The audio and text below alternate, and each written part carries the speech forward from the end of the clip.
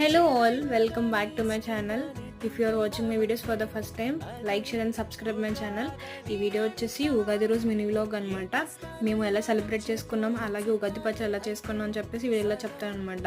ఈ వీడియోలో చూపించినట్టుగా ముందు బెల్లం తురిమేసుకుని అందులో మన మెయిన్ ఇంగ్రీడియంట్ అయిన వేపు వేసేసుకుని తర్వాత మనం చింతపండు గుజ్జు తీసుకుని పెట్టుకుంటే అది ఇందులో డైరెక్ట్గా వేసేసుకోవచ్చు అనమాట. తర్వాత ఉప్పు, కారం, అలాగే ఇందాక మనం కట్ చేసి పెట్టుకున్న అన్ని ఫ్రూట్స్ లైక్ మేమైతే యాపిల్, సపోటా, కర్బూజా, దానిమ్మకాయలు అయితే వేసాము, ద్రాక్ష ఇవన్నీ అయితే వేసాము. అలాగే మనకు కావాలితే కొబ్బరికాయ ముక్కలు కూడా వేసుకోవచ్చు. సో ఇవన్నీ వేసిన తర్వాత మీకు ఏమైనా ఇంకా ఫ్రూట్స్ వేయాలనుకుంటే వేసుకోవచ్చు అనమాట.